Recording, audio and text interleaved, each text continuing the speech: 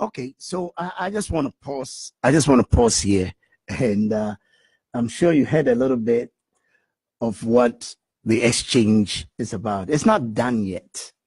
I will get back to it, but my point here is this: does this lady bring Evangelist Papa Shee to the program just to disrespect the evangelist, or what? To start with, do you have an American passport? Who told you, lady? Let me address you, whatever your name is. Who told you that everybody that lives in America has to have an American passport? Whether the person has lived here for 15 years or 25 years. Who gave you that idea? I mean, the purpose of this interview is what? To highlight the calling of Evangelist Papa Shee, or to come and talk about his immigrational status in the United States. I don't get this. I seriously don't get this. Maybe somebody gets this.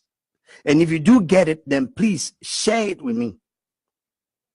That the purpose of Evangelist Papa Shee being on this lady's program is for the lady to quiz and find out if he is a citizen of the United States or what, and that he is not able to go back. You see the negativity of most Ghanaians.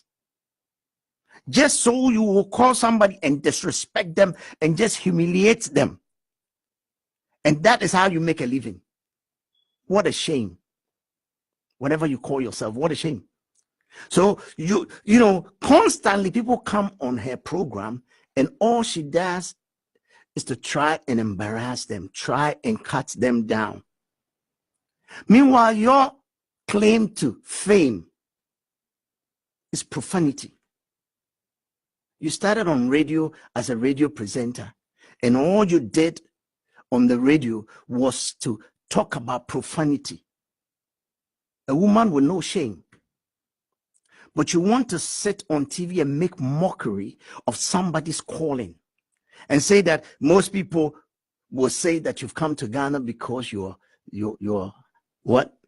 You are poor and you're starving and you're hungry. That is why you have come as a preacher. I mean, come on, woman. You could do at least better. This woman has no decorum. She has no sense of journalistic ethics.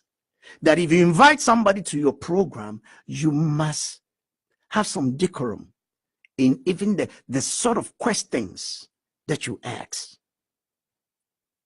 I am just flabbergasted by, telling you that, oh, we know that you lived in America, or you say you lived in America for 15 years. So do you have an American passport? And if you don't have an American passport, then waka. What kind of language is that? So disrespectful.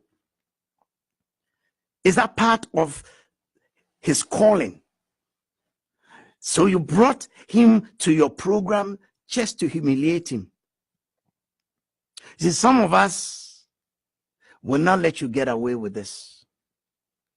Maybe you've been getting away with it for too long, but some of us, we can see through you and can read through you. That you get your hype from disrespecting people. What Papa Shee has done, and let me even address him properly by his calling, what Evangelist Papa Shee has done, even in his previous life, before now, lady, you have not done quarter. You've not done quarter of it. And people like you must learn to give honor where honor is due. You have no respect because you sell mackerel with your name on it. So you think that you have the whole Ghana in your pocket. It's not your fault. So you can call a man of God into your TV show and totally disrespect him.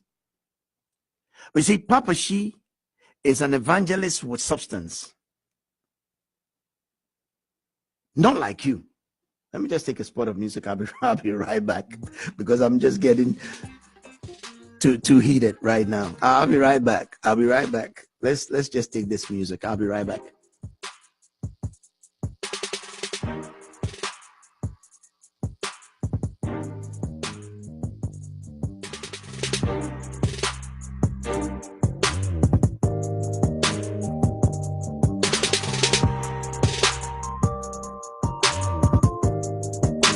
Hey, I see Papa Ranger is here with me tonight, and Ricky Nanajima.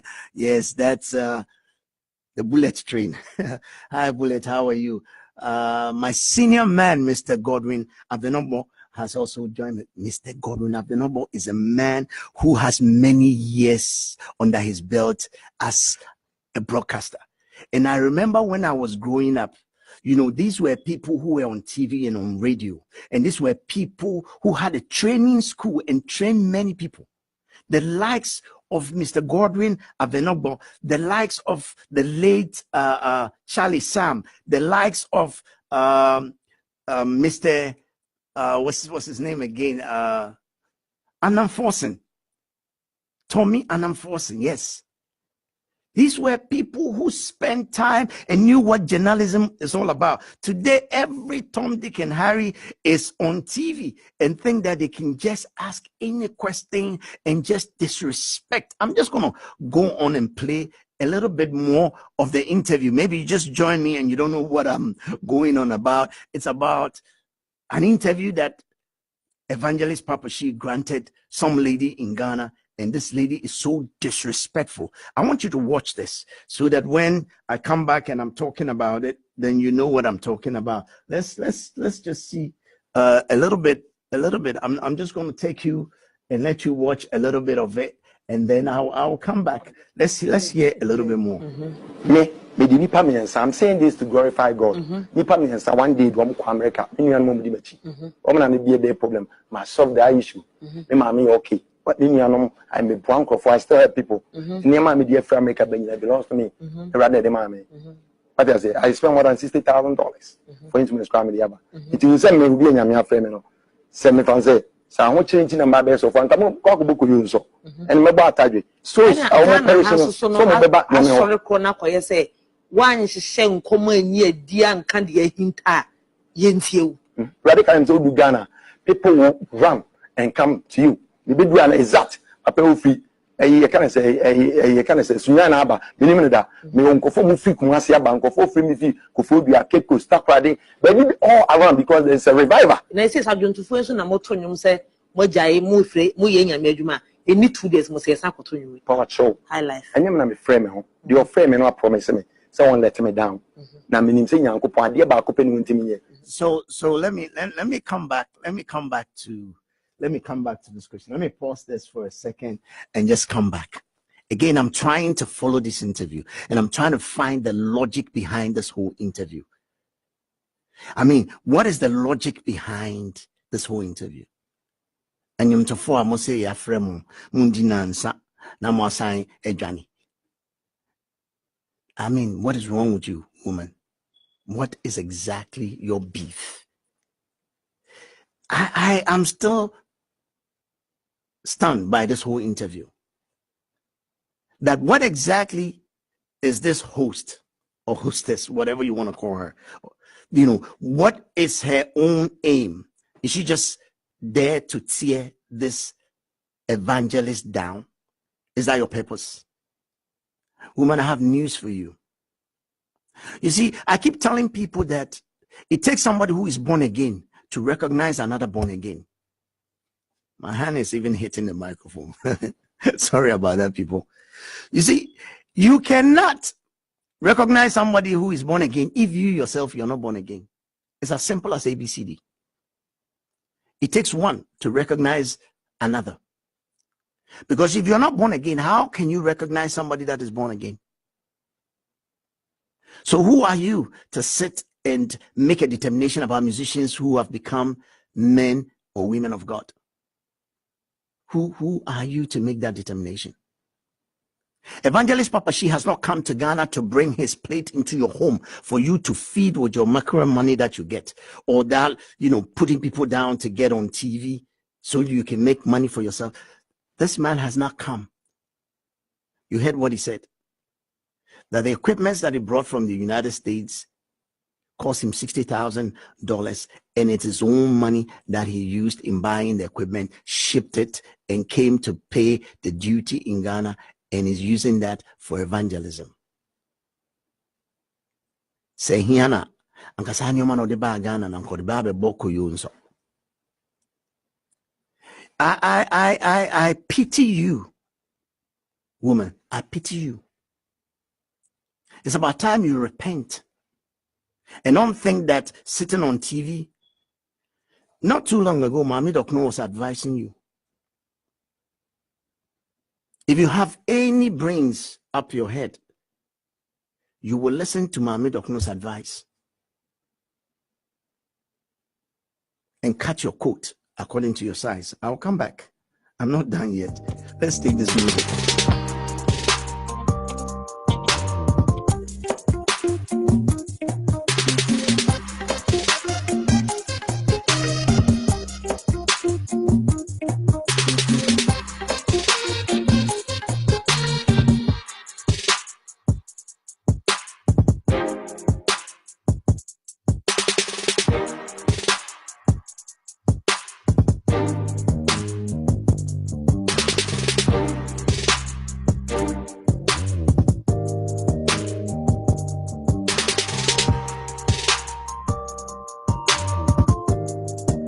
Okay, if you just joined me here on the program tonight, I am just a little mad because something is going on which is really bad. Let's listen to a bit of it and we'll come back. Worship Yahweh.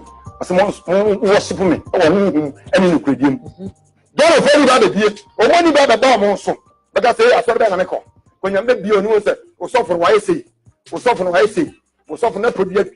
I don't know whether the things that evangelist Papa Shee said was actually getting to this woman. I don't know. Let me just pause it for a second. Okay, because now Papa has gotten into his element and was giving it to this woman. And what happens? Now the woman, I just will take you to the tail end where now an argument ensues between the two of them.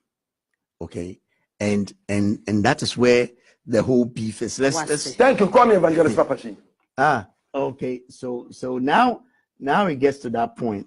Now watch this. Look 11:15. What Chiamba so munim say higher major fee and pie bobia. And I'm with Daniel Woodie a cha a chancro move your uncle or Puffarasi for Boatra for Bumpany for Ubian uncle. What I want to tell you so for Papa Shee. Don't call me Papa Shee. Call me Evangelist Papa Shee. Yeah, that's a sober program. Call me Evangelist Papa Shee. Yeah, that was a sober. Call me Evangelist Papa Shee. Yeah, that was it. Thank you. Call me Evangelist Papa Shee. Me patrol. Yeah, that was a call me Evangelist Papa Shee. They won't mention. Call me Evangelist Papa Shee. Call me Evangelist. Call me Evangelist. It wasn't yeah, Papa Shee who talking to you. Program.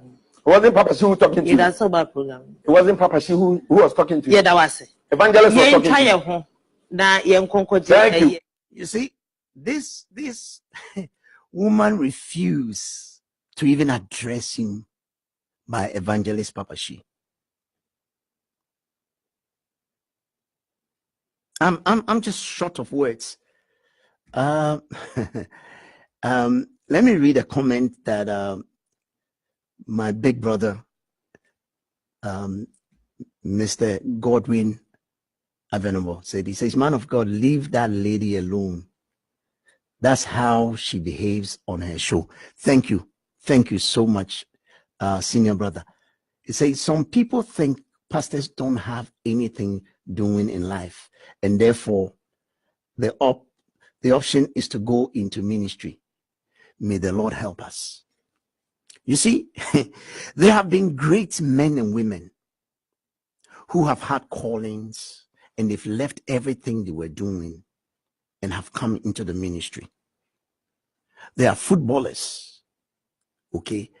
Somebody like the great Chenchehini, who played for Ghana Black Stars and Kodoko, is a minister of God. The footballer Sekofi is a man of God. These were people that played football to the highest in their time, in their days. It's not because they are poor. Okay, so for this notion that people have that if you become a pastor from another profession, then it means that, oh, you cannot make it. You see, let me tell you, let me, and I'm addressing people who are watching. I'm not even addressing this lady, because the advice of my senior man, I'm just going to leave this lady aside. But let me share a personal story with my brothers and sisters who are viewing this program. One of the reasons why I delayed, one of the reasons, and I'm not saying that it was right, but it was because I was naive at that time. Okay, I knew the calling of God was upon me for a very long time, but in my carnal mind, I was like, I want to be very successful in the music industry, and then when I've become successful enough, I will leave and become a pastor and fulfill the calling that is upon my life, because I don't want people to think that, oh, he wasn't successful and that is the reason why he has become a pastor. The first time I got to James Ford prison, I met a guy who was a Korean, and he had come to Ghana to do some business, and he was in prison. Okay, when he found out that I was a musician, the first offer that he gave me was that he was going to do everything to get me out of prison and get me to Korea. Okay, South Korea, not North Korea, so that we could go and do music business there, because he has heard about me and he has series of nightclubs and believe that we could do big business. Now, I had just become born again when this offer came. I could have said, okay, let's do a deal. Let me get out of here and I'll follow you. Look, as I sit here in the studio, this music that is playing in the background, let me play them. Let me just give you a little bit of it. Okay. Let's hear it.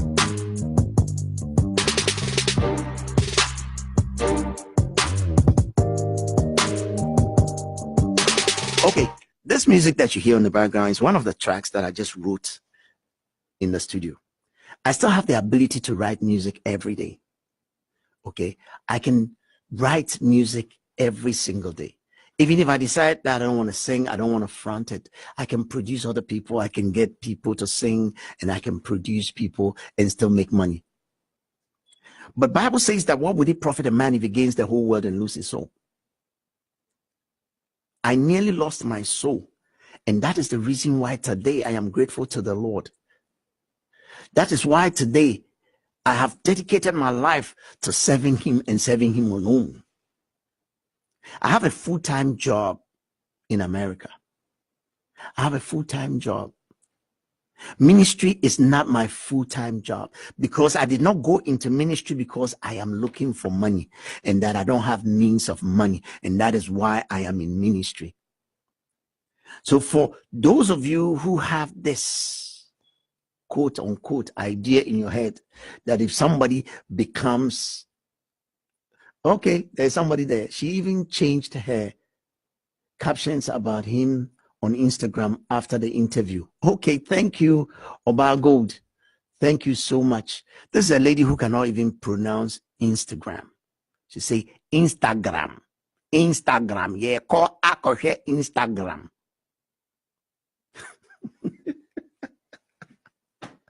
Oh Lord, have mercy. And then you have the nerves to want to put Evangelist Papa Shee down. Hey, okay, Papa Shee, welcome.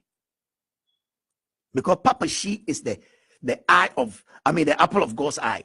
Anybody that touches Papa Shee, touches me. It's as simple as ABCD. Look, when I was in prison, I lived with some Muslims on death row. And the Muslims, when one Muslim gets involved in a fight, when they come, they don't ask what happened. They will join the fight, finish the fight, and then they will ask, Miya faru. Wallahi mumbugashi. Kagiamun abinde ya faru tukuna. Okay, after they've beaten the person, then they will turn around and ask, what happened? Tell us exactly what happened. What I'm saying here is that if you touch Papa Shee, you touch me. Okay? Because I know where that young man has come from. It is not easy to come from a world of entertainment and turn your back on the world and decide that I want to live for Christ. I want to make sacrifices for Christ. It takes somebody who has really been called by the Lord. All right? So whatever your name is, maybe you should continue selling whatever you sell.